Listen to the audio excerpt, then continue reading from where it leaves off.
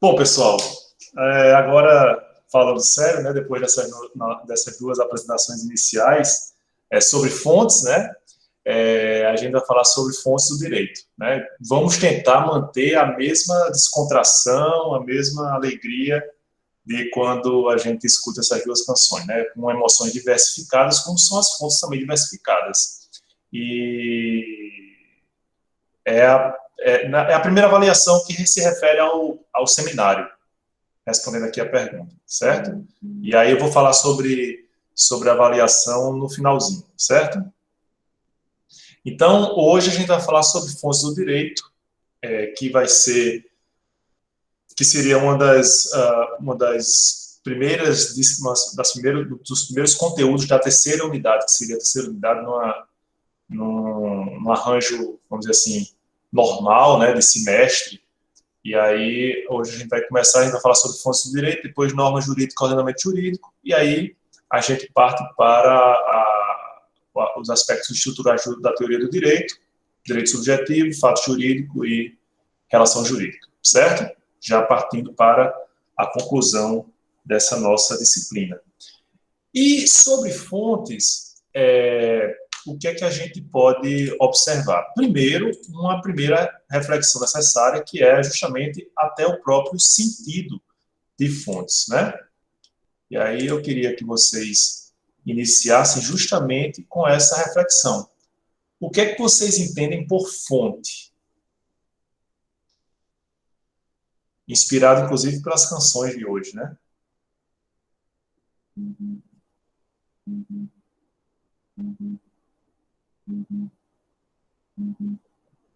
Nada?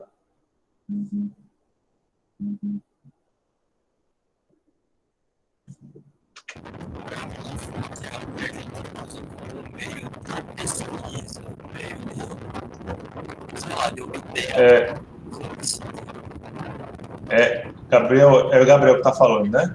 Sim, sim. Que tá ruim o microfone. Acho que é o vento. É o vento, é. Jefferson colocou inspiração, né? Pode ser também, né? Origem, Ariane. Muito bem, origem, né? Uma cacimba que cabe um dia em busca de água, exatamente. É a fonte d'água, né? Também. Exatamente. Fonte, então, em uma palavra, assim, se a gente puder sintetizar, seria a origem. Se a gente, portanto, busca as fontes do direito, a gente, de alguma forma, está buscando de onde é que o direito se origina, de onde é que o direito surge, onde é que a gente vai encontrar o direito, certo? E aí existem várias formas de a gente entender esse sentido de fontes do direito. Vocês vão observar nos livros de introdução todos, Teoria Geral do Direito, a gente vai ter capítulos dedicados ao estudo das fontes, porque é importante saber, é importante para que o estudioso do direito, o aplicador do direito, o intérprete do direito, saiba onde procurar esse direito. Por exemplo, no nosso iniciozinho do curso, a gente lançou a seguinte expressão latina, né? Quid juris, né? Qual é o direito? E para a gente saber qual é o direito, a gente precisa saber de onde é que a gente vai tirar essa resposta. Essa resposta vai ser dada pela lei, essa resposta vai ser dada pelos costumes, essa resposta vai ser dada pelo juiz, essa resposta vai ser dada pelo estudioso, pelo cientista, pelo doutrinador. Então, para o estudo dessas várias origens possíveis do direito que a gente vai se dedicar hoje, certo? O livro de Michel Viard, que propõe uma teoria crítica, uma introdução crítica ao direito, que a gente já falou sobre ele, quando foi, num texto específico, quando foi tratar sobre as distinções artificiais, segundo ele, entre direito público e direito privado, ele também defende que, como bom teórico crítico, que a construção de uma teoria das fontes, ela atende a um desejo específico, típico do Estado liberal. O Estado liberal pretende que haja uma ideia de racionalização das fontes. Então, para que esse próprio Estado possa ter controle sobre as fontes. Afinal de contas, o Estado ele se assenta sobre um conteúdo, um suporte normativo.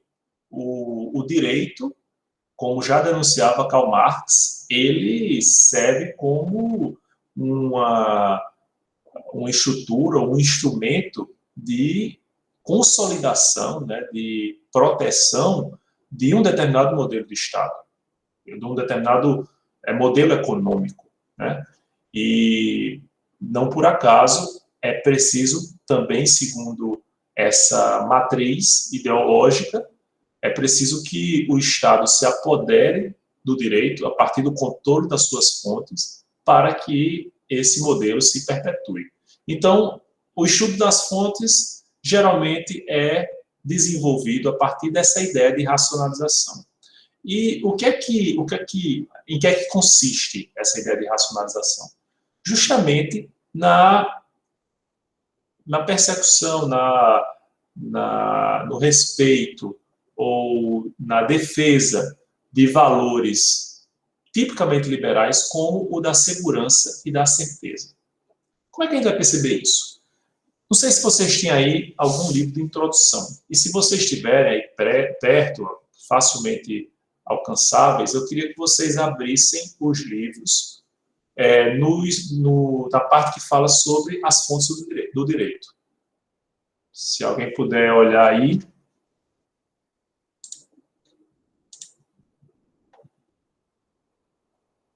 Tem alguém fácil? Alguém com um livro fácil aí, de fácil acesso? Livro de introdução? Ninguém? Eu tô, professor. Eu acho que ele é meio desatualizado, mas não tô. Não, tranquilo. Não tem livro desatualizado de introdução, não. Pois não, quero. Diga aí, quando ele apresenta lá o capítulo, sei lá, o tópico de fontes do direito, como é que ele principia? Como é o sumário aí das fontes do direito? Teoria do ordenamento dogmático das fontes do direito. Esse livro é de Técio Sampaio. Certo. Aí tem norma e ordenamento, aí vem ordenamento como sistema dinâmico, ideia de sistema normativo, aparecimento do Estado moderno, teorias estéticas de validade, norma fundamental, norma origem, unidade ou coesão do ordenamento. Mas quando ele fala sobre as espécies de fonte, como é que ele apresenta? Esse é o livro de introdução de Técio? Sim. Veja lá, quando ele fala das espécies de fontes.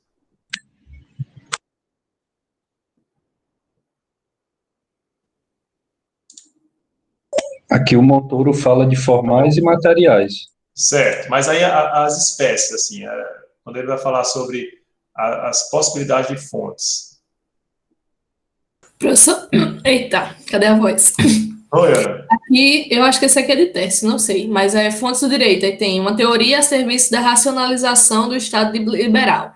Aí divide-se em legislação, costumes, jurisprudências, fontes negociáveis e razão jurídica, e estrutura e repertório do sistema e teoria das fontes. Então ele vai começar legislação, costume, jurisprudência, fontes negociais, fontes etc. negociais. Beleza, esse é o livro de Técio, né? Deixa eu só confirmar aqui. Introdução ao Estudo de Direito de Técio Sampaio. Certo. Tem o Alguém mais? Que fala também. Tem o de Eduardo Bittar, que fala fontes jurídicas em espécie, legislação, direito internacional, convenções coletivas do direito de trabalho, princípios do direito, negócio jurídico, analogia, jurisprudência, costumes, práticas tradicionais e costumes comunitários, doutrina, equidade, práticas contemporâneas da cidadania. Perfeito. Então, legislação, convenções internacionais, etc, etc, costumes no final, certo. Quem mais? Algum outro livro?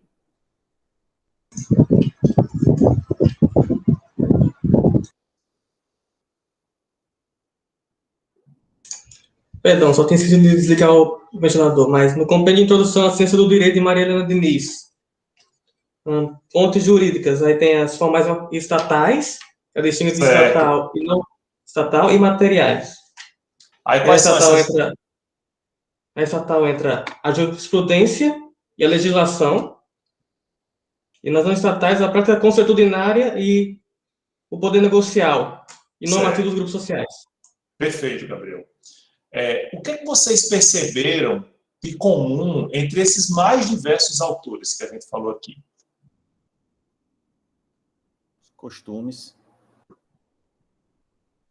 Certo, eles sempre aparecem, né? Mas tem alguma ordem que vocês percebem que é como se fosse um padrão? A parte estatal primeiro? A parte estatal primeiro, as fontes estatais primeiras, né? Augusto colocou aqui. São utilizados como fontes recorrentes do direito às leis, o costume, a jurisprudência, a equidade, a doutrina, certo. Mas a maneira como ele coloca, né, como os autores colocam, como os autores dispõem, geralmente se principia com como o Gabriel falou, pelas fontes estatais. E dentre as fontes estatais, a que primeiro vai aparecer, geralmente, é a legislação. Por que vocês acham isso? É uma coincidência? É ordem alfabética? É o quê? Eu acho que é um básico, porque a gente só não usa a legislação quando ela não dispõe sobre algo. Então, tipo, quando a gente pensa, o juiz não pode deixar de julgar, mas não tem, a lei não dispõe nada sobre isso. Então, ele vai para os costumes, vai para outra coisa. Mas, primeiramente, ele tem que ir para a Constituição, para nossas leis. Perfeito. A ideia, portanto, a compreensão inicial é de que a legislação ela é a principal fonte, não é verdade? Como você mesmo falou, né, Ana? Só no caso de a lei ter alguma lacuna, né, se ela não se mostrar completa, aí o juiz vai recorrer a uma outra fonte aí. Mas a lei tem que dar resposta a quase tudo. Não é essa a expectativa que se põe à lei? Acredito que sim. É verdade, é isso mesmo. Mas veja que por trás dessa expectativa existe a tentativa de controle na produção dessa fonte, ou na produção das fontes jurídicas, né? Porque, imaginem, se o direito fosse de base consuetudinária, ao Estado seria mais complicado esse controle, né? Então, aí vocês vão dizer, mas a Inglaterra tem base consuetudinária e assim, é um Estado que nasce liberal da forma mais autêntica, né, da parte das revoluções industriais do século XIX. Aí você vai dizer que não considera a legislação como principal fonte e considera o costume e não tem essa ideia de liberal? Sim, mas na Inglaterra o costume é respeitado a partir da chancela da jurisprudência. E a jurisprudência ela é formada por um órgão estatal. Vejam que esses valores de segurança, de certeza, eles são valores que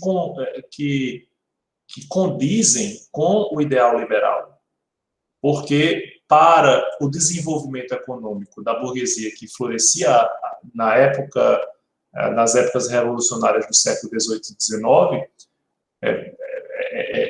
florescia com o poder político, efetivamente, era conveniente um regramento jurídico estável para que o seu ganho, né, o seu patrimônio não sofresse dilapidação, não sofresse qualquer atentado, certo? Quantas vezes, hoje mesmo, eu estava escutando na rádio dizendo, olha, uma entrevista com determinada pessoa, e aí disse, olha, o presidente da Câmara está conversando com o mercado, sobre essa situação, sobre esses problemas, blá, blá, blá. Aí o entrevistador perguntou, mas ele está conversando com os governadores também? Aí, sim. Ou seja, primeiro tem que conversar com o mercado, né? Dizer, mercado, olha, tá tudo tranquilo para você desenvolver o seu interesse econômico. Aí depois vem os interesses pontuais, assim, tipo de políticas públicas, isso aí deixa para depois, né? Então vejam que isso é muito sintomático, né? E a gente vai começar também falando sobre a legislação na aula de hoje, porque não é que a gente apenas reproduz aquilo que os outros livros já fazem, mas é porque é para chamar a atenção a esse pedestal em que são colocadas as fontes estatais, certo? Deixa eu continuar aqui com vocês.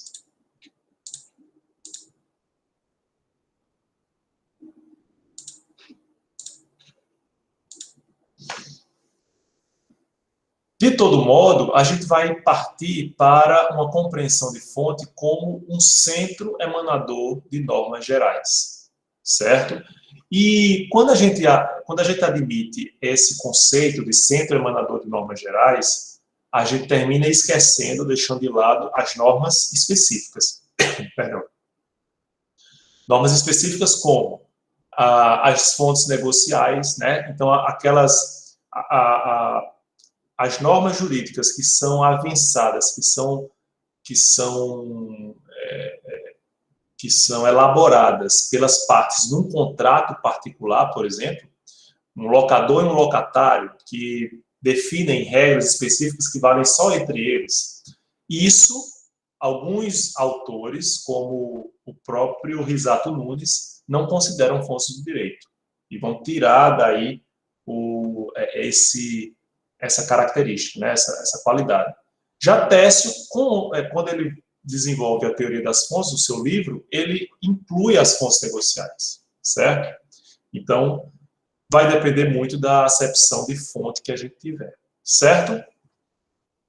Agora, pessoal, a gente vai falar um pouco sobre as classificações das fontes. E vocês já devem ter verificado que existe uma distinção entre as chamadas fontes estatais e as fontes não estatais. As fontes estatais, elas promanam do Estado, né? Como a legislação, existe um órgão específico do Estado para produzir leis, ou a jurisprudência, existe um órgão específico do Estado para produzir decisões judiciais, né? E as fontes não estatais, elas, em princípio, elas fogem desse controle estatal na hora da sua formulação, mas na hora do seu reconhecimento, elas precisam dessa chancela. Veja o que acontece com o costume. O costume, ele, de alguma forma, precisa da chancela da jurisprudência ou mesmo da legislação para que seja reconhecido, né? A doutrina, você vai dizer, o cientista do direito, obviamente, ele não pertence a um órgão estatal, ele não é um órgão estatal. Ele pode dedicar a determinada matéria uma interpretação própria dele, a ponto de despertar a necessidade de se reconhecer um direito. Mas esse reconhecimento só vai ser efetivo a partir de quê? A partir do legislador, né, que reconhece aquela ideia construída cientificamente, a partir do julgador, né, como o juiz, quando ele acolhe aquele argumento que foi desenvolvido por um cientista do direito, certo? Então, são fontes que elas têm menos força e menos poder de aplicação imediata do que as fontes estatais, certo? Temos também o que a gente chama de fontes materiais e fontes formais. O que são as fontes materiais? As fontes materiais, elas são chamadas de fontes de produção porque elas representam um fundamento ético, fundamento social, né, daquela fonte. Então, por exemplo, o que é que eu entendo como fontes materiais? São os aspectos da nossa realidade social, são os aspectos da nossa realidade econômica, os valores da nossa cultura que são levados em consideração para a formulação das fontes formais. Se eu tenho, por exemplo, uma lei, essa lei ela vai ser inspirada por valores, por circunstâncias econômico-culturais, sociais, das mais diversas ordens, que são efetivamente essas fontes materiais, né? Então, vamos lá. Se eu vejo no povo brasileiro um forte sinal de solidariedade, e esse sinal ele é incorporado à legislação, eu posso dizer que a fonte material é justamente esse sentimento de solidariedade, e a fonte formal é a lei que incorpora essa fonte material, certo? Por isso que a gente diz que a fonte material é a fonte de produção, né? Então, são esses sentimentos, são esses valores, essa cultura, né? São as circunstâncias que vão ser percebidas e acolhidas numa fonte formal, seja ela legislação, seja ela jurisprudência, seja ela qualquer outra fonte, certo? Compreenderam? A fonte formal, portanto, pessoal, é uma forma de exteriorização do direito. A fonte material não é palpável, a fonte formal, sim. Então, você tem, por exemplo, quando eu tenho uma coletânea de leis, né, eu tenho aqui a fonte formal, certo? E o que fez com que essa fonte surgisse no mundo do direito? Eu precisei ter valores, circunstâncias que terminaram fazendo com que o autor dessa legislação, né, dessa coletânea, terminasse por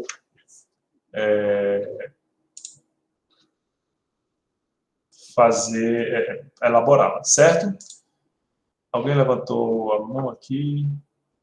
Algum comentário, alguma dúvida? Eu confesso, professor, que eu não entendi muito bem essa diferença ainda. Ainda não ficou tão claro para mim.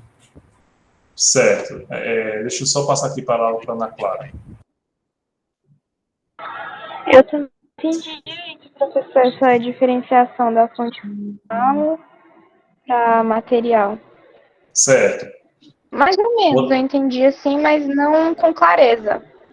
O que é que você entendeu? O que é que você conseguiu entender? Talvez já seja suficiente.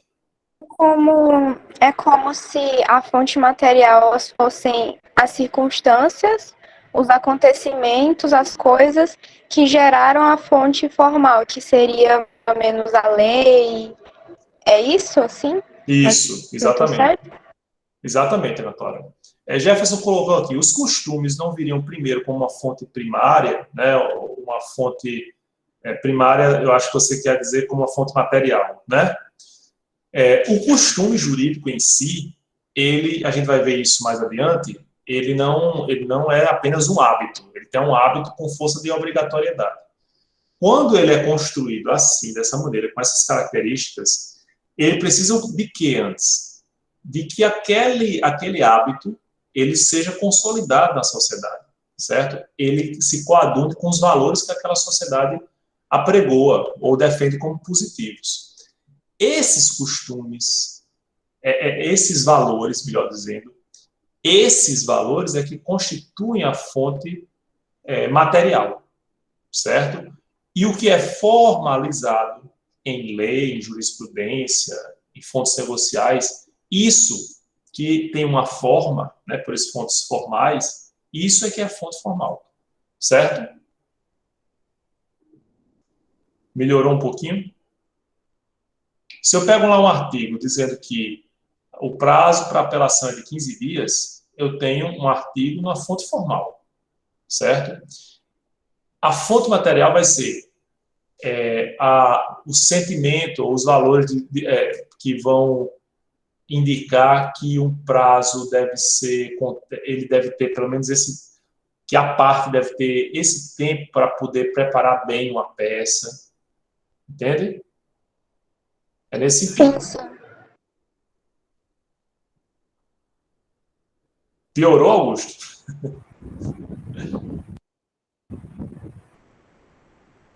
E aí, Gabriel? Para mim, pelo menos, já está bem claro, pelo que a Ana Clara disse aí, já deu para dar uma clareada. Ana Clara, né? É. Então, né? Fazendo jus agora ao nome, né? Muito bem. Augusto está ainda no desespero ou clareou?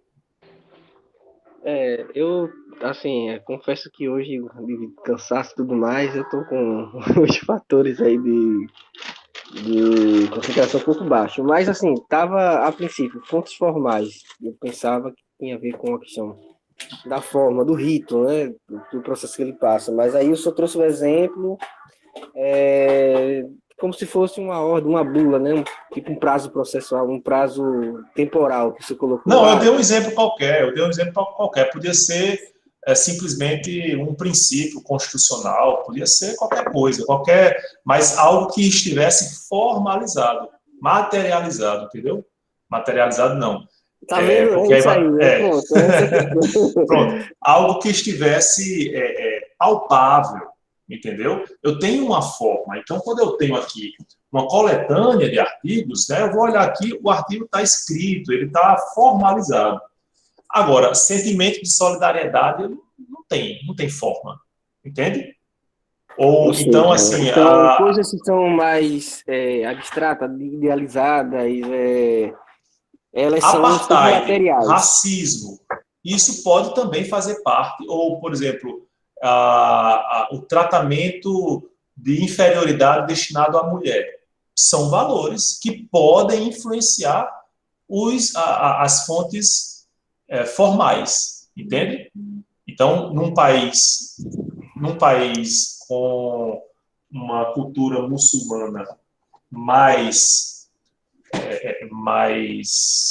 vamos dizer assim, ortodoxa, né, mais radical, o tratamento concedido à mulher, ele é da cultura daquele povo, e esse tratamento, essa cultura, que é uma fonte material, vai se consolidar numa fonte formal, seja ela a Constituição, seja a legislação, sejam os costumes jurídicos. Então, nosso preâmbulo seria uma fonte material, nesse sentido, o preâmbulo da Constituição.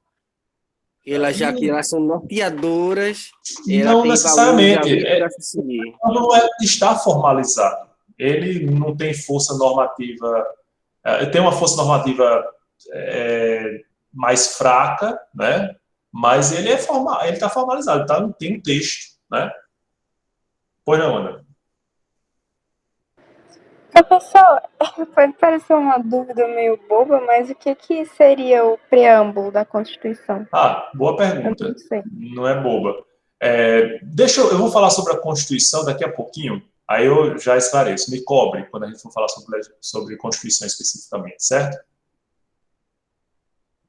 Certo. Mais ou menos entendido essa parte.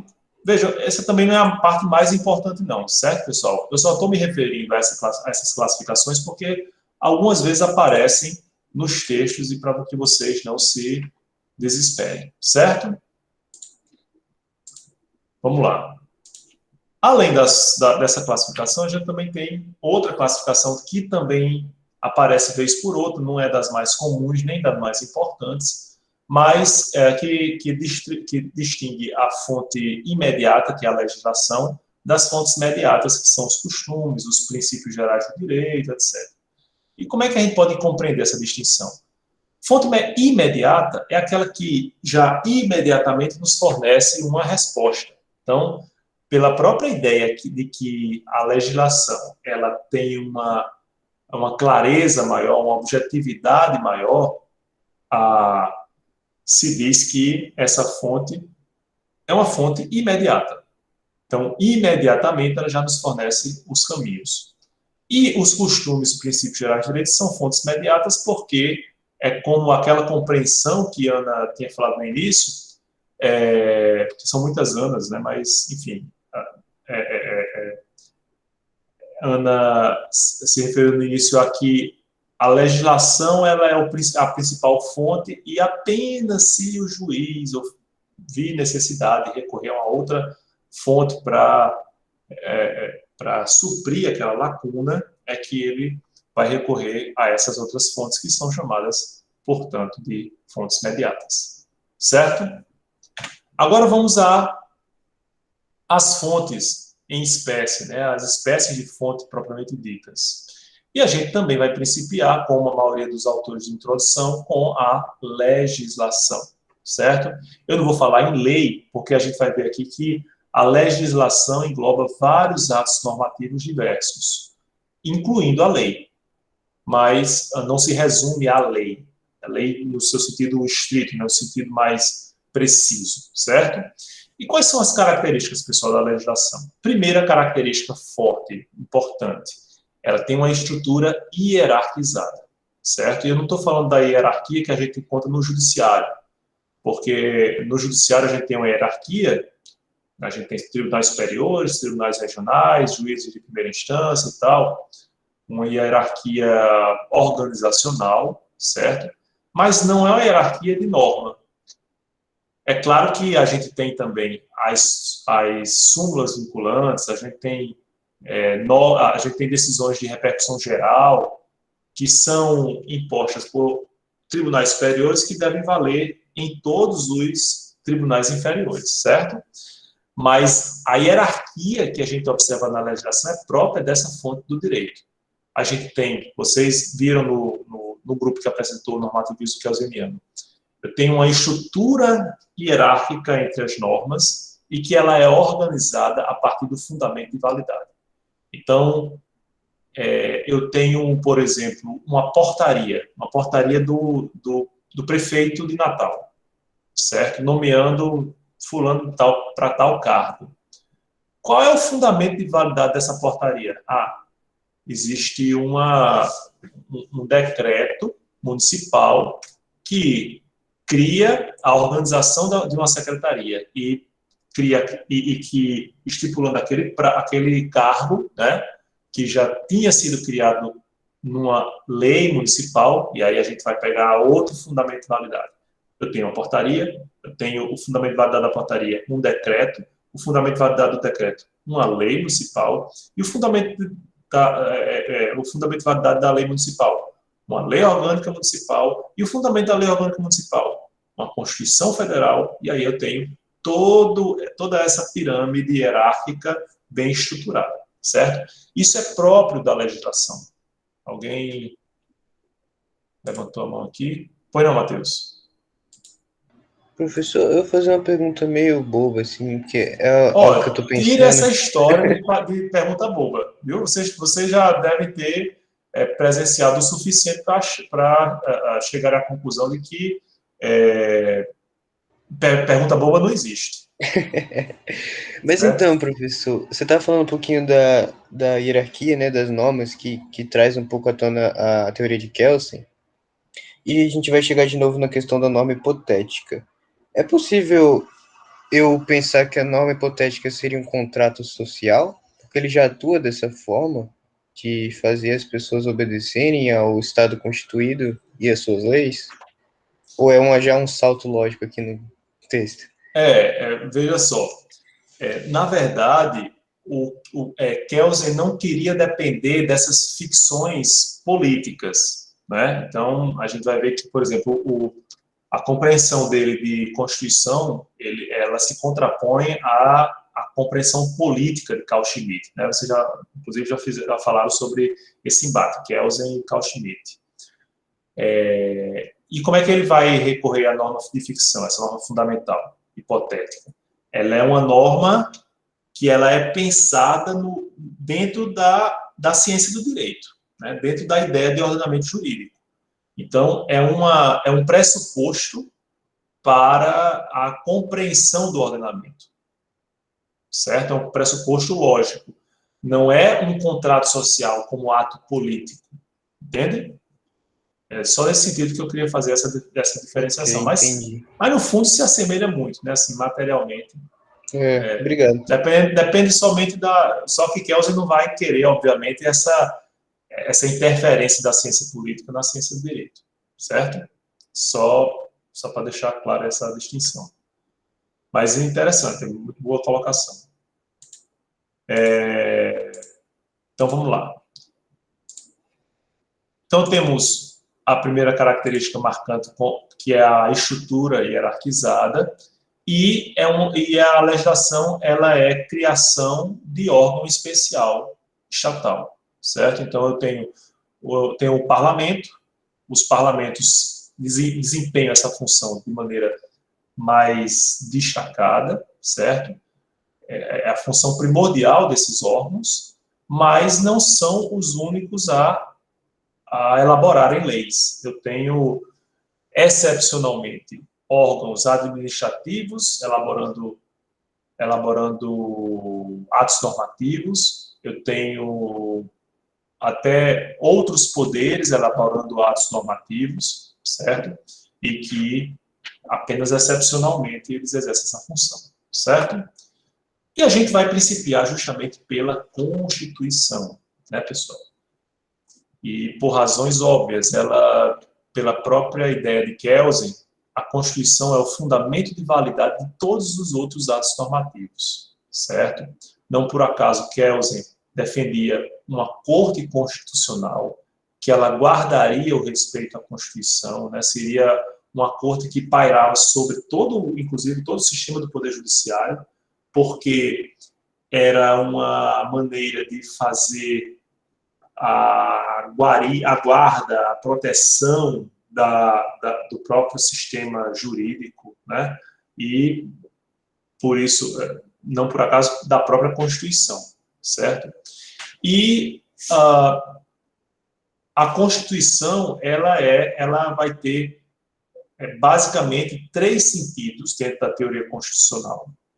Um sentido sociológico, que foi pregado por Fernando Lassalle, que dizia que a Constituição ela era a soma dos fatores reais do poder.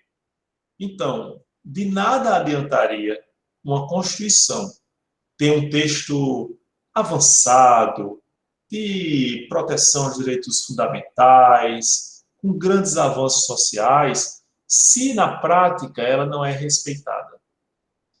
Nesse caso, ele dizia que essa Constituição ela não passava de uma mera folha de papel, né?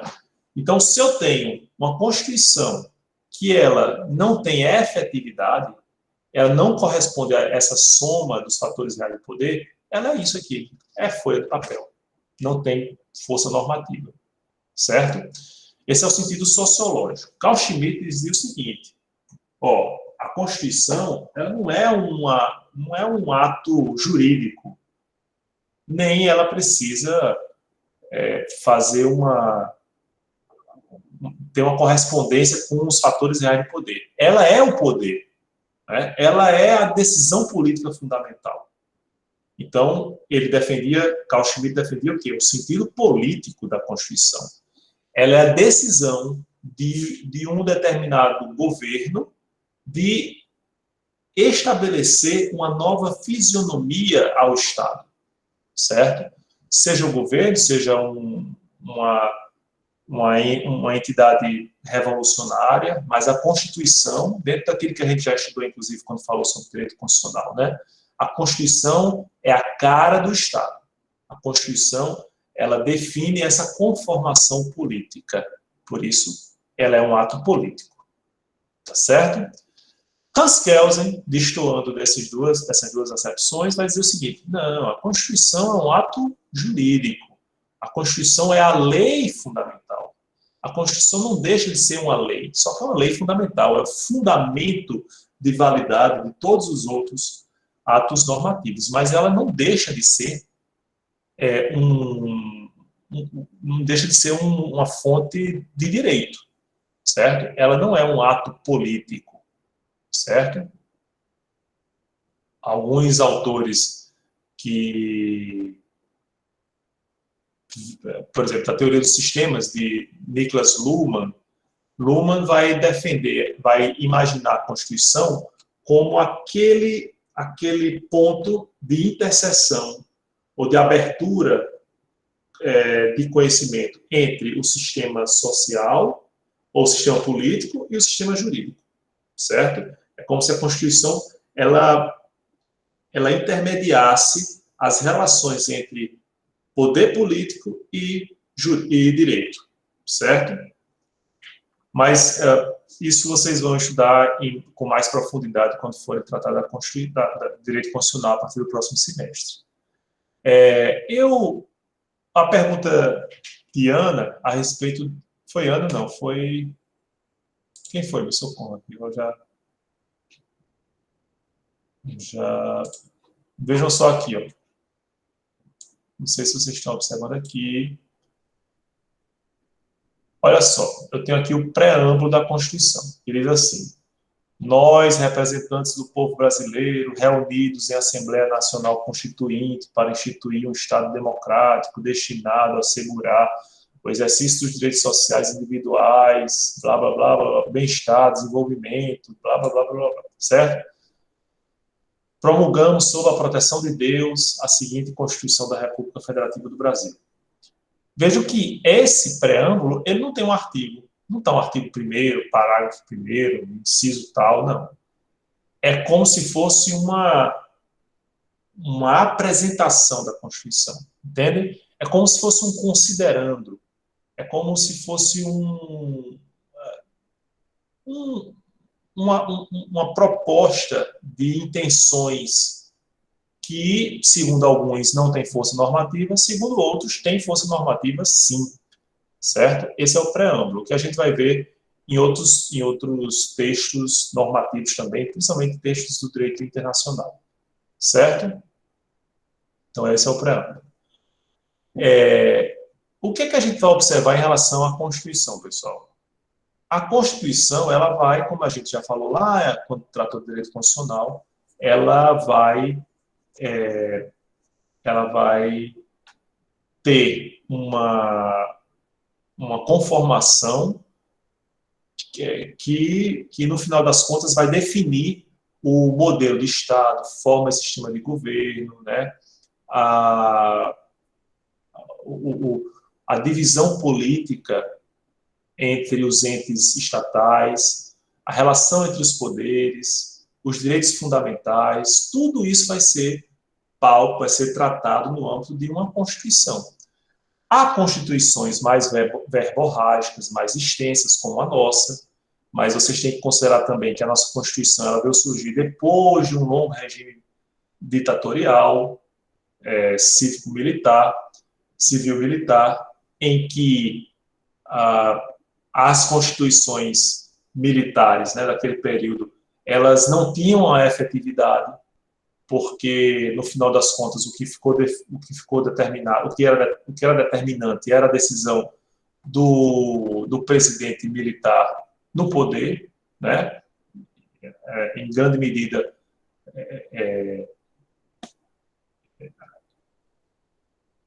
albergado por atos institucionais, certo? Que não tinham participação do parlamento na sua conformação.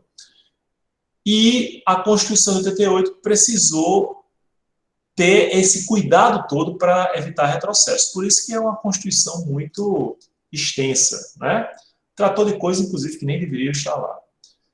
A Constituição norte-americana, mas também porque era uma outra realidade, era um outro momento histórico, ela mais enxuta, né? Vocês vejam que os direitos fundamentais eles só vão aparecer sob a forma de emendas depois da sua promulgação, certo? Ela não surgiu com os direitos fundamentais, pelo menos os mais importantes, incorporados no seu texto. Até porque havia uma certa divergência no âmbito dos Estados Confederados sobre essa inserção. Ok? Mas aí eu queria deixar para vocês uma reflexão, que às vezes a gente fala sobre as chamadas normas formalmente constitucionais e as normas materialmente constitucionais. Normas materialmente constitucionais são aquelas normas que elas devem constar da Constituição. Não há estranheza em que elas estejam previstas na Constituição. Por exemplo, normas que falam sobre forma de governo, republicana, monárquica, sistema de governo, parlamentarismo, presidencialismo, ou a forma de organização estatal, o Estado unitário, o Estado federado, né?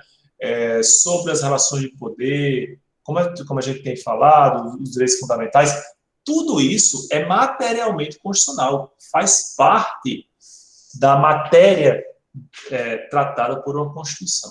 Mas, em constituições como a nossa, que ela é muito extensa e está em constante modificação, inclusive, né, por emendas. A gente tem mais de 100 emendas já, né? A Constituição fez 35 anos, ainda não, está pertinho de fazer 35 anos, hoje, 88, 98, 8, 18. Está pertinho de fazer 30 anos. Não é isso? 88, 98... 33, não, professor? 2018. Ainda vai fazer 35 anos, fez 30 anos agora. Ela já sofreu muitas emendas, né? E, por essa razão, porque ela tem um texto muito extenso, a gente vai encontrar normas que são apenas formalmente constitucionais. E eu vou trazer para vocês aqui um exemplo que é dos mais lembrados, que é o do artigo 242, parágrafo 2º.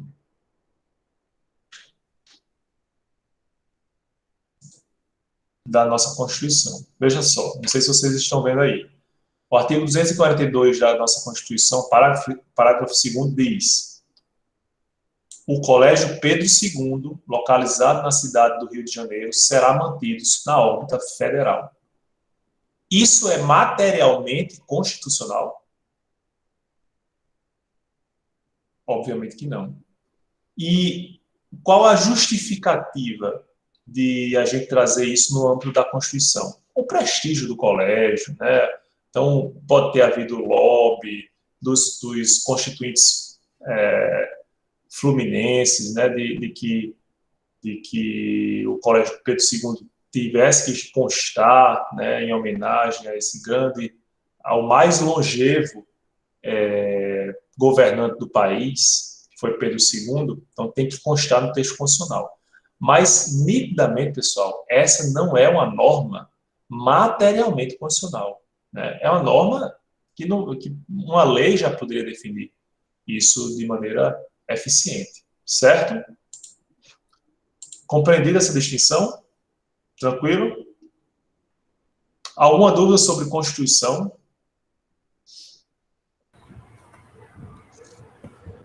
Pelo que eu entendi, professor, as formalmente constitucionais, né, são aquelas normas que não são tão necessárias assim como as materialmente. Não vamos dizer assim necessária, não. Pode ser necessária, mas ela não é uma matéria que precisa estar regulada na Constituição. Sim. Né? A Constituição, por exemplo, trazia a nossa Constituição, o texto original trazia a taxa de juros anuais que deveria ser respeitada no país. Pelo amor de Deus, né? Isso não é necessariamente matéria constitucional, certo? Deixa eu ver se eu encontro aqui.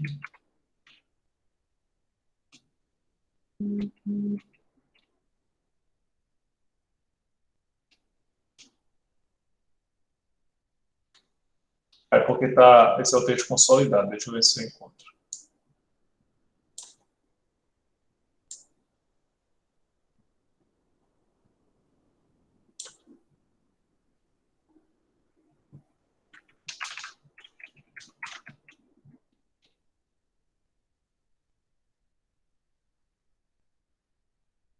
Tem tanta coisa. Está aqui, ó. O parágrafo 3º do artigo 192. Dizia assim: as taxas de juros reais, nelas incluídas comissões e quaisquer outras remunerações direta ou indiretamente referidas à concessão de crédito, não poderão ser superiores a 12% ao ano. Aí vocês vão dizer, kkkk, né? Porque nunca foi, muito menos, na nossa época a gente até pode tolerar e tudo, mas em época de hiperinflação, 12% ao ano, né, às vezes a gente tem uma inflação de 90% ao mês. Então, assim, essa taxa de juros essas taxas nunca foram respeitadas, né, nunca foram efetivamente praticadas no nosso país. E aí, houve uma desmoralização tão grande em relação a essa norma, que depois ela foi revogada, né, por emenda constitucional, foi extirpada do nosso texto. porque não tem sentido nenhum definir a Constituição a taxa de juros. Né, pessoal? Esse é um indicativo de política econômica que é muito variável. Né? Não pode estar no texto que se pressupõe ou se pretende que seja perene. Certo? Essa, portanto, seria uma norma formalmente constitucional. Ela é importante. Não é questão de menor importância, mas é porque a matéria dela não precisa ser regulada na Constituição. É isso. Certo? Tá certo, deu para compreender. Essa Constituição que a gente está vendo aqui é a Constituição da República. Mas, ao lado dela, como a gente está em um Estado federado, então a gente tem também as constituições estaduais. Né? Então, o Estado do Rio Grande do Norte tem sua Constituição, o Estado da Bahia tem sua Constituição, o Estado de São Paulo tem sua Constituição. São constituições que vão não podem contrariar o texto da Constituição da República, certo? Mas elas vão dar algumas outras características a mais. Vão tratar do Poder Judiciário Estadual, vão tratar da capital do Estado, né? Então, eventualmente, de regiões metropolitanas da capital, ou regiões, ou como se organizam as regiões do Estado, certo? Algumas normas sobre as assembleias legislativas respectivas, sobre os parlamentos, certo? Então, a gente tem, dentro de uma federação, esse tipo de texto normativo, que é o da Constituição Estadual, certo? Aí eu pergunto a vocês, e os municípios, que para muitos fins são considerados também entes da federação, eles também têm uma Constituição? Tem uma espécie de lei orgânica, né, professor? Isso, exatamente. Não chama Constituição, mas ela tem a chamada Lei Orgânica Municipal, certo? E a Lei Orgânica Municipal é uma espécie de Constituição Municipal, porque ela vai definir ali a sede do município vai ser tal, vai ser assim, o número de vereadores, né? Como são as normas básicas de funcionamento da Câmara dos Vereadores, com as regiões da cidade, etc. Então, são regras específicas para aquele município, certo? Eu tenho, portanto, a Constituição da República, que alguns falam Constituição Federal, mas quando eu falo em Constituição Federal, eu posso estar indicando aquela Constituição como sendo mais, ou aquele conteúdo como mais atrelado à União, certo? Mas, na verdade, ela trata de União, Estados e municípios, como um todo. Por isso que é a Constituição da República. Eu, particularmente, gosto mais dessa denominação, mais do que de Constituição Federal. Aí eu tenho a Constituição Estadual e tenho as leis orgânicas municipais ao redor desse país. Certo? Entendido até aqui? Tranquilo? Tranquilo. Perfeito. Bom, vamos sair lá do plano macro e vamos para um outro patamar abaixo, né? É tipo o Galo contra o Fluminense, né? Saiu do Galo, foi para o Fluminense, um nível abaixo, né? Mas ontem foi quase a gente conseguia, né? Dizem que o pênalti foi roubado, enfim, mas enfim. A lei complementar é uma espécie da legislação que, basicamente, ela vai complementar o texto constitucional, certo? Então, vamos lá. A gente colocou até aqui nessa descrição, lei de organização básica cuja matéria está prevista na Constituição. O artigo 69 da Constituição define, efetivamente, o grande diferencial dessa lei, que é dita complementar, para a chamada lei ordinária, que a gente vai falar daqui a pouquinho. Vamos ver um exemplo da lei complementar. Ela está prevista aqui no artigo 14, parágrafo 9º.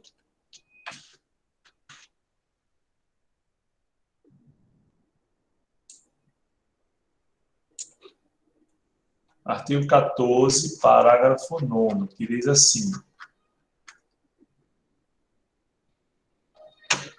lei complementar estabelecerá outros casos de inelegibilidade e os prazos de sua cessação, a fim de proteger, blá, blá, blá, blá, blá, certo? Então, a própria Constituição, quando diz que, veja, o que ela está dizendo? Que outros casos de inelegibilidade e prazos de sua cessação vão ser definidos por onde? Na Constituição? Não. A Constituição já definiu alguns casos de inelegibilidade. Por exemplo, aqui no parágrafo 7º, certo?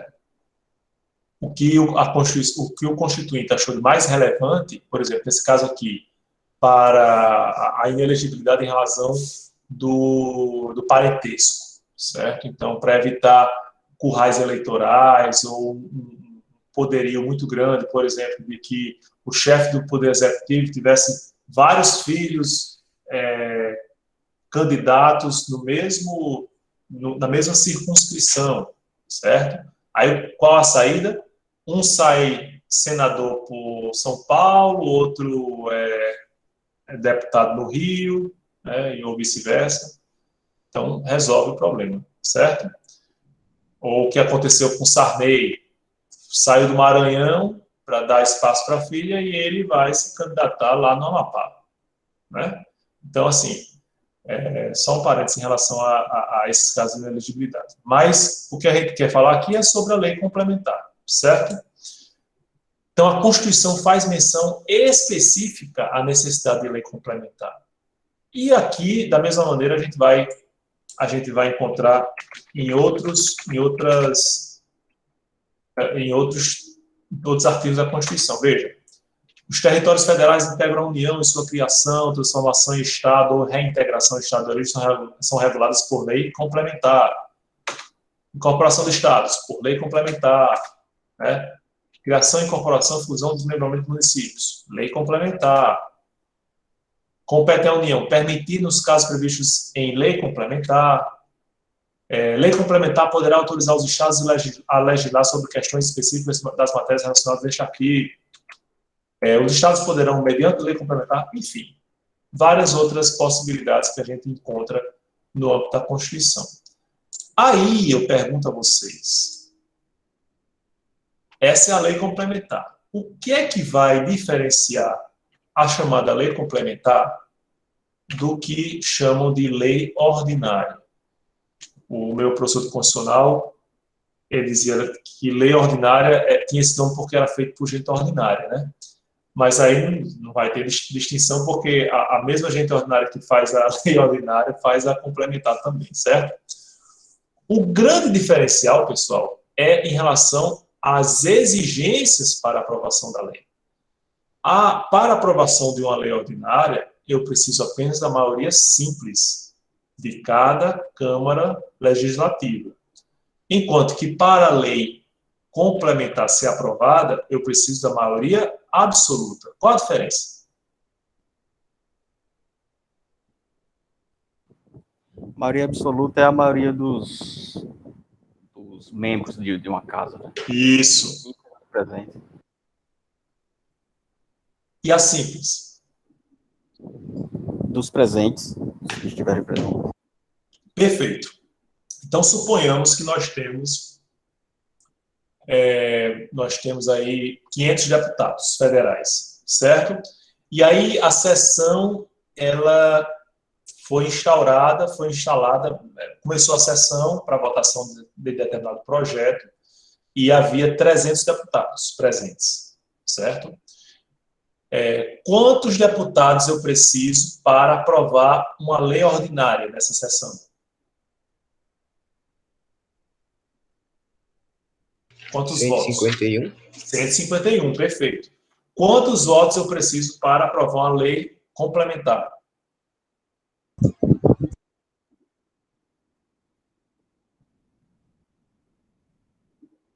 São 500 no total. Professor, Oi. eu não entendi muito bem essa questão aí. Tipo, da diferença são a quantos precisam votar. É Nos só dois em casos. relação ao quórum.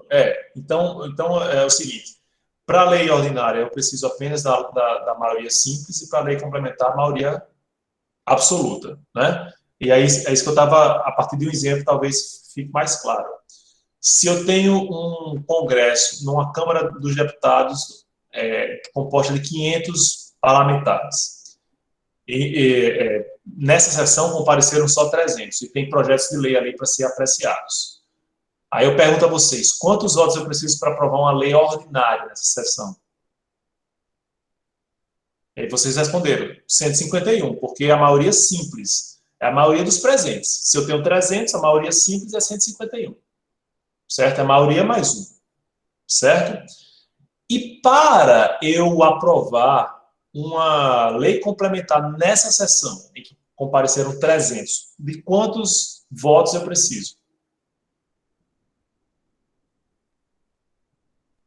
Estão respondendo aqui no chat? 251, né, professor? 251, exatamente. Pois não, Ana? Professor, agora eu fiquei com outra dúvida, que, assim, Sim. para eles determinarem se vai ser pela maioria absoluta ou pela maioria simples, eles têm que definir antes se eles querem que a lei seja ordinária ou complementar. Aí, nesse caso, qual é o critério que eles usam para decidir se é ordinária? Se a votação Excelente. que a gente faz a diferenciação. Excelente. Quem é que vai fazer a diferenciação? A Constituição.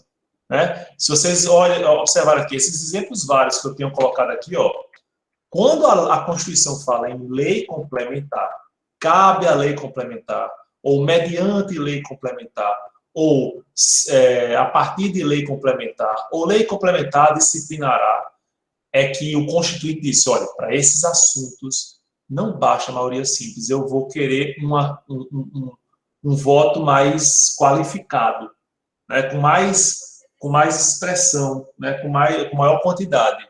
E aí o próprio Constituinte é que vai definir, é que já definiu, na verdade, né, lei complementar. Mas, quando, vocês estão vendo aqui, esse inciso 19 do artigo 37 da Constituição, fala aqui, somente por lei específica, fala em lei complementar aqui? Não. Então, é a lei ordinária. Somente por lei específica poderá ser criada autarquia e autorizada a instituição de empresa pública, de sociedade de economia mista e de fundação. Então, como é que eu crio uma autarquia? Como é que eu crio uma universidade pública? Ou como é que eu crio uma Caixa Econômica Federal? A partir de lei específica. Uma lei ordinária, certo? Maioria simples. Mas, olha como é que continua aqui esse mesmo inciso. Cabendo à lei complementar, neste último caso, no caso de fundação, definir as áreas de sua atuação. Então, o Constituinte, no mesmo inciso, está dizendo, olha, essa matéria aqui é regulada por lei ordinária e essa matéria aqui é lei complementar, certo? Aí eu pergunto a vocês, existe alguma diferença de conteúdo, assim, algumas matérias são só lei complementar, outras matérias são só lei ordinária. Existe uma hierarquia em relação às leis complementares e às leis ordinárias, por exemplo? Eu acho que pela necessidade da quantidade de voto, a lei complementar ela deve ter um conteúdo mais complexo do que a lei ordinária, eu acho. Não necessariamente, acredita? Então, a única distinção é em relação ao quórum. Então, se o Constituinte definiu alguma matéria para ser regulamentada por lei complementar, não necessariamente essa matéria é mais importante do que as matérias reguladas em lei ordinária, certo? É só que o Constituinte achou que precisava de uma deliberação mais pujante, vamos dizer assim, certo? Alexandre de Moraes, no seu livro de Direito Constitucional, sim, ele é autor de Direito Constitucional, ele vai defender uma hierarquia entre a lei complementar e a lei ordinária. Por quê? Porque ele diz o seguinte, se determinada matéria ela pode ser regulada por lei ordinária e por algum engano no Congresso, ela é votada no âmbito de lei complementar, então, segundo ele, uma lei ordinária não poderia revogar aquela lei complementar, mas o contrário sim, certo? Uma lei complementar poderia revogar uma lei ordinária se ela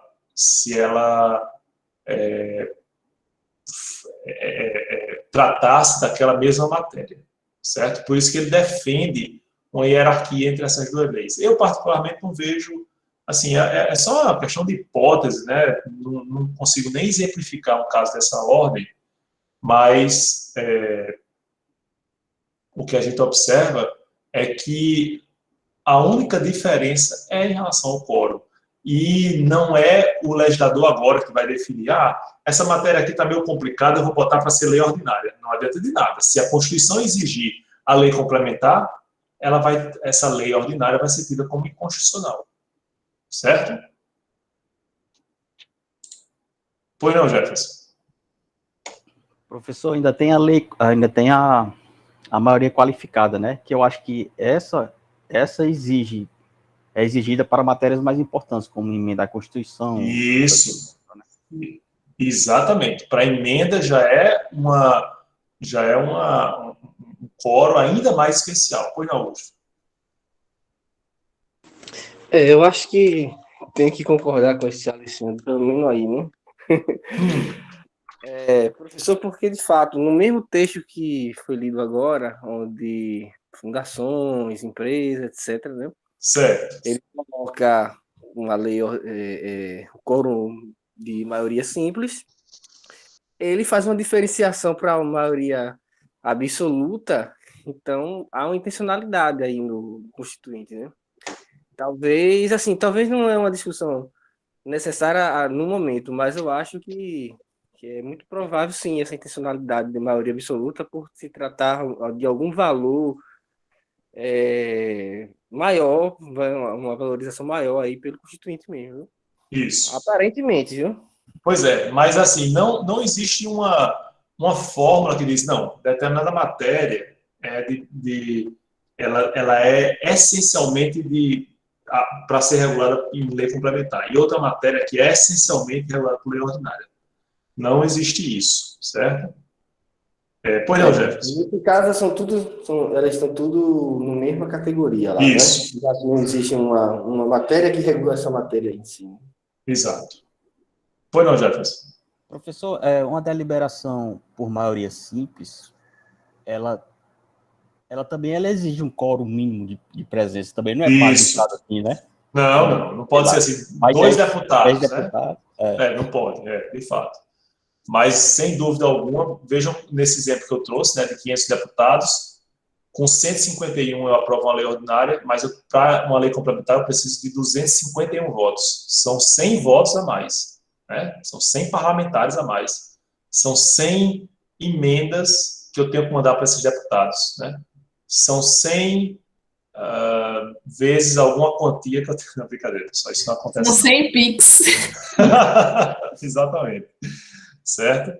Essa é fantástica, essa ideia do PIX orçamentário que estavam querendo agora, né?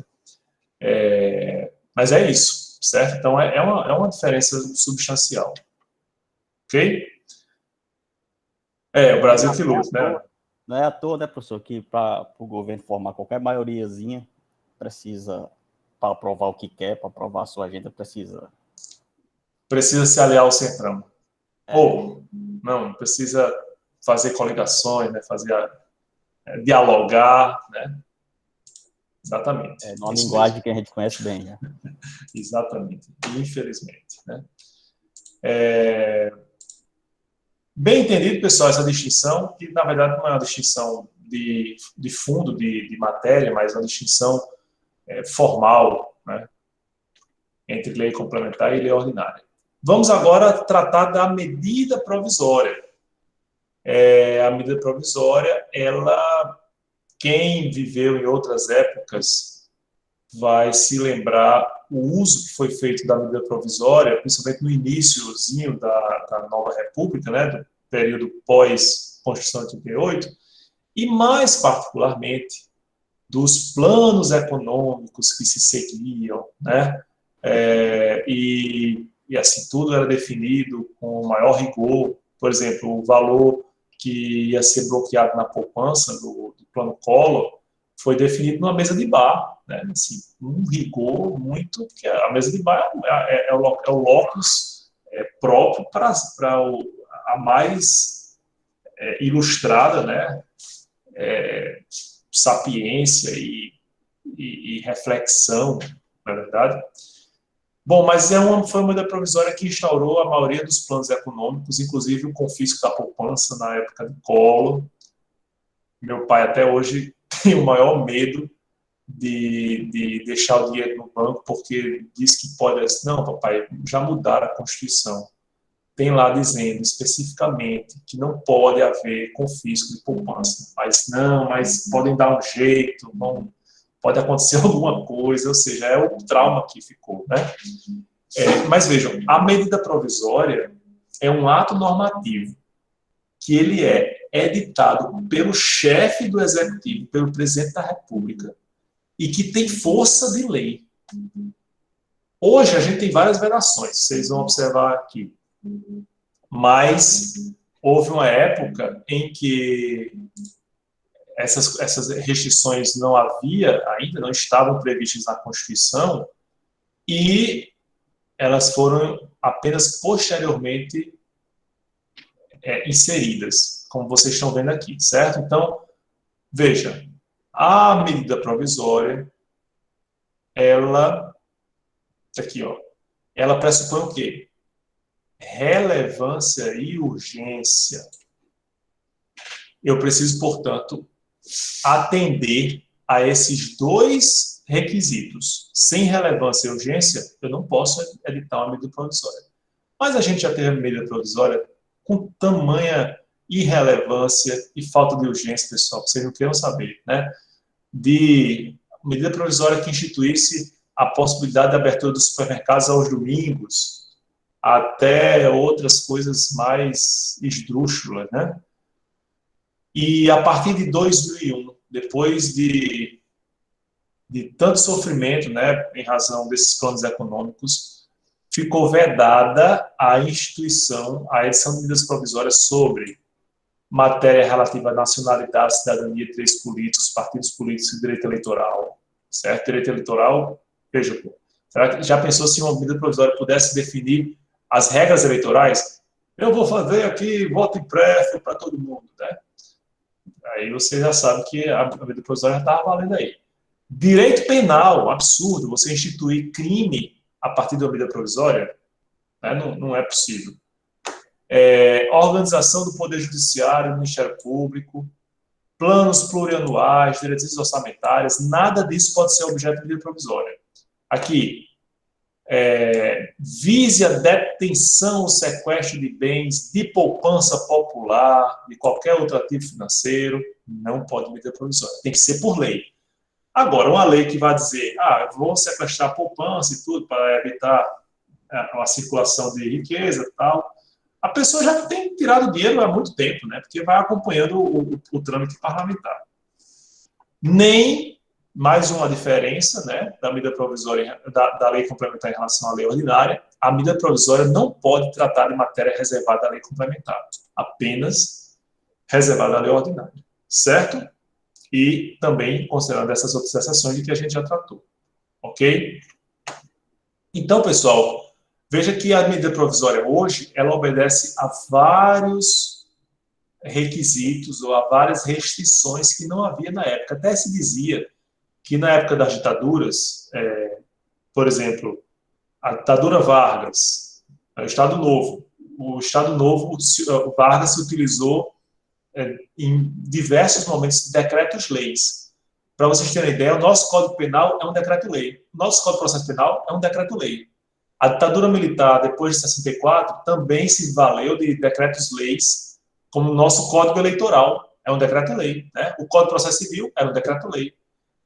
E a medida provisória, como ela veio, como ela foi gestada na Constituinte de 88, ela dava tanto poder ao presidente da República que se dizia que ela era ainda mais poderosa do que o decreto-lei da época ditatorial, certo? Porque justamente não tinha essas restrições. Hoje, ela tem, dá algum alento para a gente, pelo menos, certo? Mas, vejam, a medida provisória, ela tem força de lei, né? Que é o que vocês estão vendo aqui, né? Tem força de lei.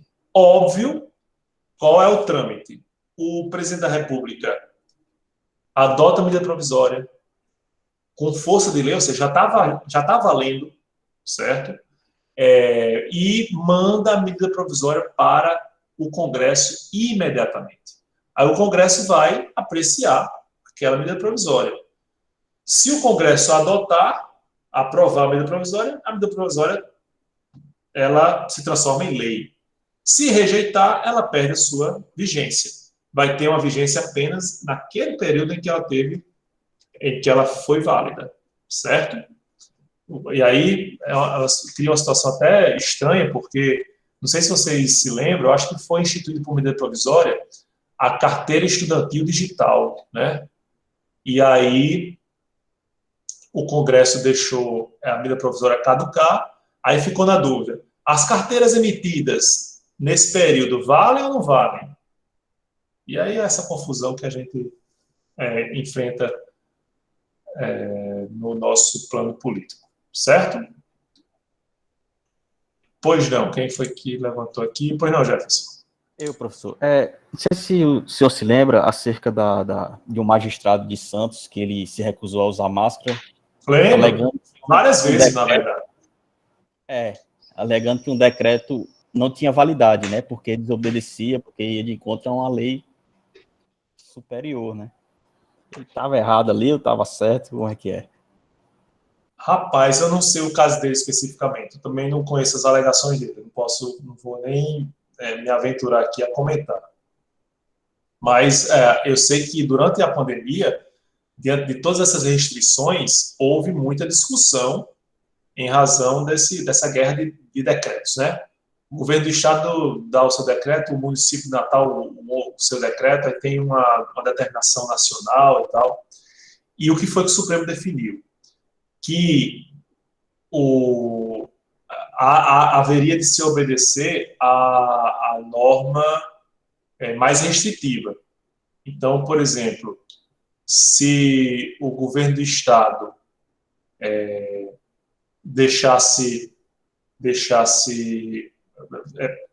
impusesse determinada restrição e a prefeitura não, aí o governo do estado teria que aquela restrição teria que ser observada em todo o território, né? É mais ou menos isso que ficou definido. Foi a interpretação certa, né, professor? Porque cada estado, cada local sabia o que estava passando ou não, né? Pois é. E aí atender às suas peculiaridades, né? Pois não, Ana. Professor, o senhor falou em decreto-lei, agora eu fui pesquisar aqui, eu fiquei mais em dúvida ainda. O decreto-lei também é uma coisa que vem do executivo e é afirmada. A diferença para a medida provisória é só o caráter de urgência e o que mais? Boa pergunta, Ana, porque eu me referi ao decreto-lei como se fosse ainda um ato normativo albergado na Constituição atual. O decreto-lei desaparece da Constituição atual, certo? O que a gente vai ter ainda de decreto-lei são aqueles que foram promulgados, né, foram editados em governos anteriores à Constituição, certo? Então, o nosso Código Penal, a decreto-lei, porque na época ele tinha valor de lei e nunca foi revogado, inteiramente pelo menos, e por isso que está vigente até hoje, como lei. O Código Penal, para ser modificado, ele precisa de uma lei. Então, no caso, seria uma medida provisória extinta, né? O decreto-lei seria... Não existe mais no nosso ordenamento jurídico. Assim, não existe a possibilidade de novos decretos-leis, só aqueles que foram vigentes e que foram albergados pela Constituição, recepcionados pela Constituição. Mas boa sua intervenção, para a gente deixar claro isso. Por isso que a gente nem vai estudar aqui o decreto-lei. A gente não vai estudar o decreto-lei, mas vai estudar exatamente o decreto regulamentar, certo? Tem essas palavras, né, Augusto? Albergado, essa é a nossa mania de falar complicado. A gente aprende umas palavras. Pessoal, vocês me dão só licença, um segundinho, que eu estou preocupado, que eu estou recebendo um telefonema com frequência.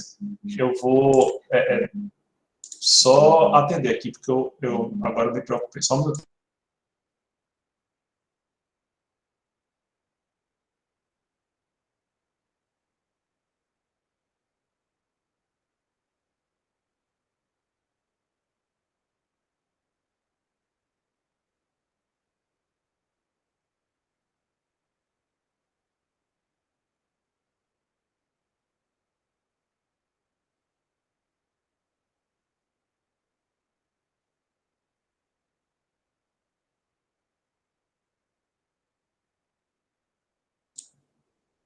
Pronto, voltei.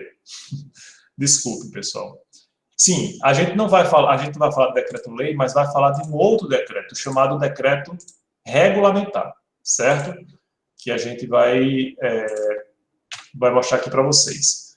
O que é o decreto regulamentar? A gente já viu que a Constituição, ela é o fundamento de validade da lei. A lei, ela é mais minuciosa do que a Constituição, por óbvio, né? Então, vai tratar aspectos específicos, mas, mesmo assim, a lei não define todas as situações com exaustão, né? E aí, cabe ao decreto fazer essa pormenorização. Então, o decreto regulamentar serve para regulamentar a lei, serve para aperfeiçoar a eficácia da lei. Querem um exemplo? Eu tenho a Lei 10.826, que é a lei do que institui o Sistema Nacional de Armas, que é o chamado Estatuto de Desarmamento, que inclusive prevê os crimes que envolvem armas de fogo, certo? Porte ilegal de arma, posse ilegal de arma, e assim por diante. De arma de uso restrito, de uso permitido, etc. Só que, por exemplo, lá tem dizendo, um dos artigos você possuir uma arma de fogo de uso permitido. Lá tem dizendo o que é considerado de uso permitido? Não, não tem. Onde é que eu vou buscar isso? No decreto regulamentar, né? Se vocês observarem aqui esse decreto 9.847, está aqui, ó. Não sei se vocês estão observando bem aí. Ele regulamenta a Lei 10.826 para dispor sobre aquisição, cadastro, registro, porte, comercialização de arma de fogo, munição, tal. Então, o que é que ele vai tratar? Ele vai, por exemplo, dizer o que é considerado arma para... Deixa eu ver aqui. Aqui vai falando sobre o Sistema Nacional de Armas, gerenciamento militar. Por exemplo,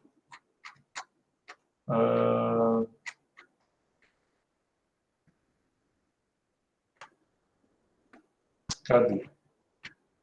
Aí fala, por exemplo, o que é que você precisa, quais os requisitos que você precisa atender para ter uma arma de fogo, né, importação e exportação de arma.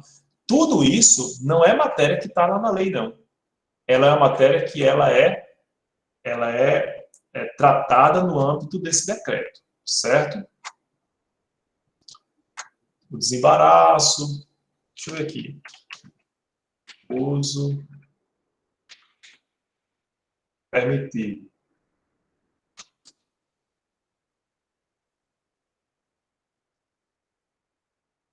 Pronto. Aqui, por exemplo, para fins de aquisição de arma de fogo de uso permitido, demissão, o interessado deverá. E tem os requisitos para que você tenha uma arma de uso permitido.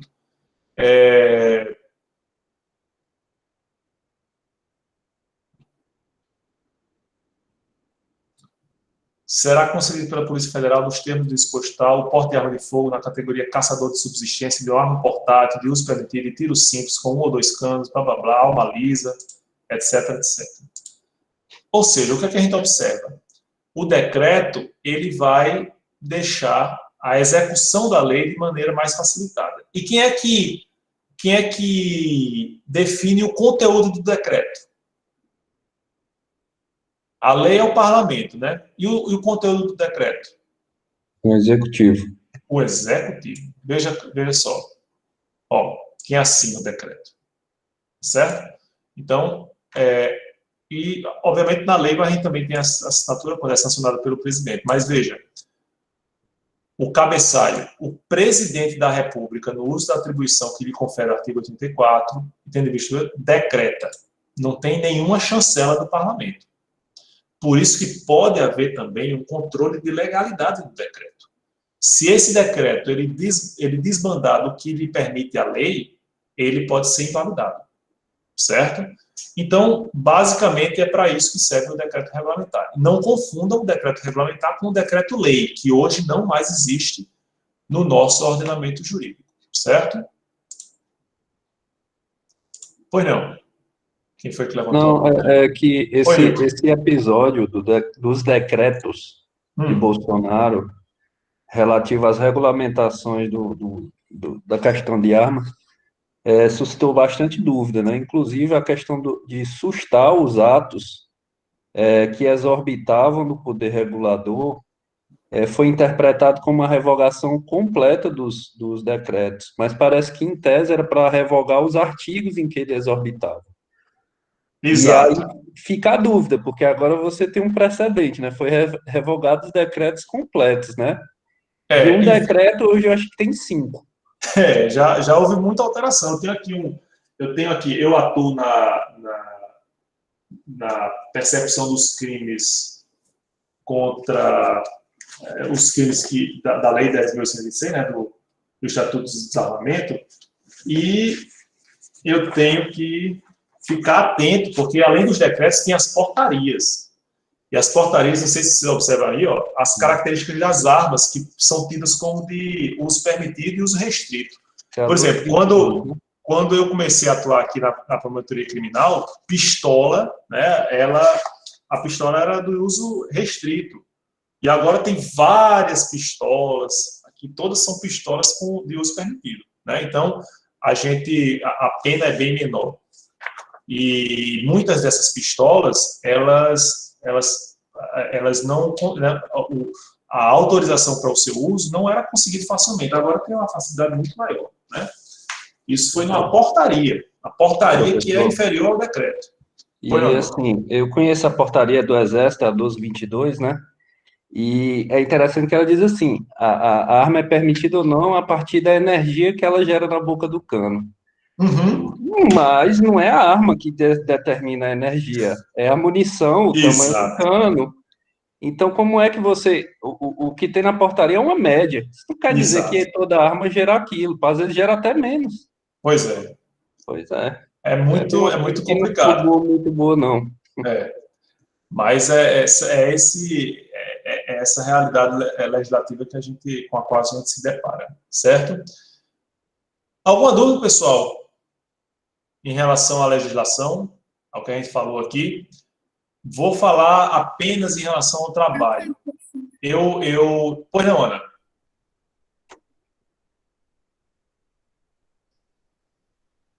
Ana falou? Eu falei que tranquilo, professor. Tá certo, tá certo. Eu vou compartilhar aqui com vocês o resultado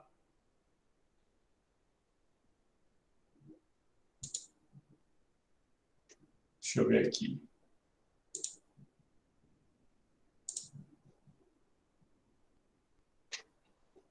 Deixa eu ver como é que eu faço aqui. Peraí.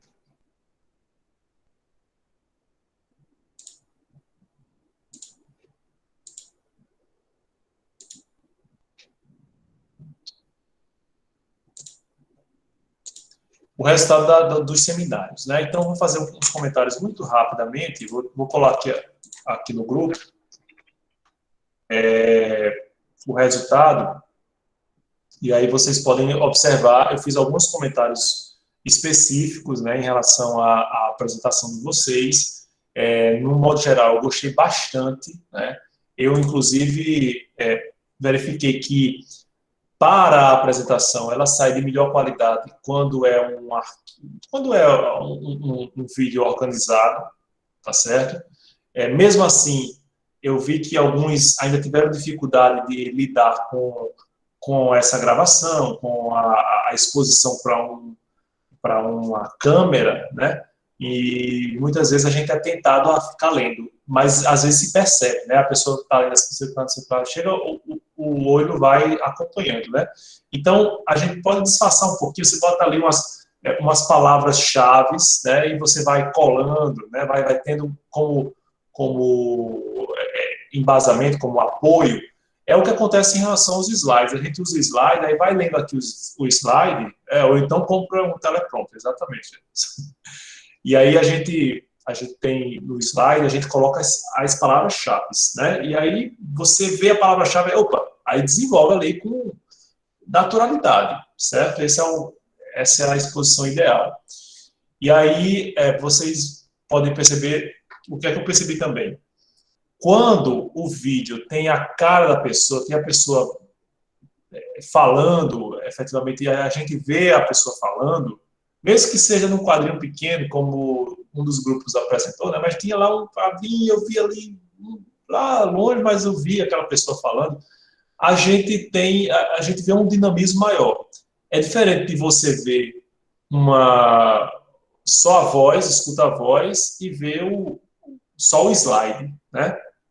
Então, assim, não terei ponto por causa disso, até porque foram trabalhos muito bem feitos, mas apenas como reflexão para no futuro, se possível, né, se vocês fizerem vídeos dessa natureza, também atentarem para esse possível aprimoramento, tá certo?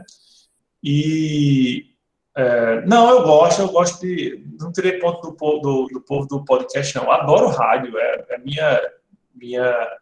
uma das minhas principais fontes de informação é o rádio, porque eu escuto rádio, como eu moro distante de onde eu trabalho, de onde eu deixo os meninos na escola, então eu escuto muito rádio, né, e não assisto mais jornal da televisão. Então, minha fonte de informação é internet e rádio, basicamente. Não tenho nenhum preconceito, não, gosto, mas quando a gente está assistindo ao vídeo, assim, eu prefiro realmente essa dinâmica, certo? Não, faz tempo, Jefferson, que eu não escuto. Não é por preconceito, não, é porque não consigo mais achar o dial, sabe? Enfim, pessoal, eu agradeço a participação de vocês, né? E na próxima quinta-feira a gente retoma as fontes do direito. E, pois não, Ana, pois não, Matheus. Pessoal, há uma dúvida aqui que a gente está se matando no grupo para saber a resposta, a gente não tem como adivinhar, né? Então eu vou perguntar logo que o povo é tímido. A gente queria saber sobre as notas das atividades, porque tem gente que está com cabelo querendo saber se é a nota do primeiro, do segundo, do terceiro. Não, a nota essa nota da atividade, a gente vai ter a última atividade hoje. A última atividade valendo nota, melhor dizendo. Então, eu vou dar uma semana para vocês responderem, né, até a próxima terça-feira. E aí, até o final da próxima semana, eu vou colocar as notas das atividades. Certo? Que vão ser a unidade 2, né? E aí vai ser a unidade 2, exatamente. Aí a terceira, o senhor já sabe a avaliação? Eu estou pensando numa coisa, mas só mais próximo que eu vou revelar. Pois não, Ana.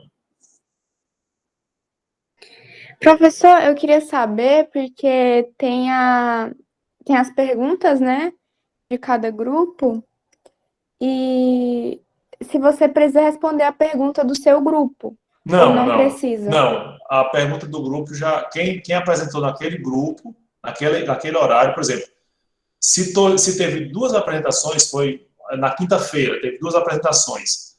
O grupo 4, ele responde somente a do grupo 5, certo? E o grupo 5 só responde a pergunta do grupo 4. Não precisa responder a pergunta do grupo 5, que a nota já vai estar garantida, que foi a apresentação de vocês. Anota e a presença. Mas vocês precisam colocar lá para eu colocar o ok. Certo? Tá bom. Tranquilo? Vou lá então, pessoal, senão o pessoal do Estado de Direito vai pensar que eu não vou dar aula. Professor, Oi. Eu queria falar com você depois em algum outro lugar, porque eu não queria falar na frente de todo mundo. Certo, tá Eu bom. falo com você no e-mail, no WhatsApp, como é Pode que eu mudar o e-mail, Matheus. onde é que tem seu e-mail? Não consegui achar aqui no É site. morton.medeiros@ufrn.br. Certo. Mas tem lá no SIGA tem um espaçozinho assim ao lado do meu nome, né, nos integrantes da turma, que vai direto para lá. Tá bom. Viu? Obrigado, professor. Ei, até logo. Boa noite para vocês. Vou encerrar aqui, pessoal.